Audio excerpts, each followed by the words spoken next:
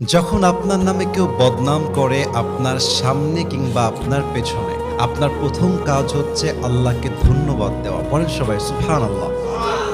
কি সুন্দর কথা আল্লাহ তাআলা বলছেন, খুব খেয়াল করবেন। আল্লাহ বলছেন, সবর ধারণ করো তাদের কথার ব্যাপারে যারা তোমার ব্যাপারে বদনাম করে। এর কারণ আমি আল্লাহ জানি তারা যা বলছে সত্য নয়, বরং তুমি হচ্ছ আসল সত্যবাদী। তুমি সেই অন্যায়টা করো নাই।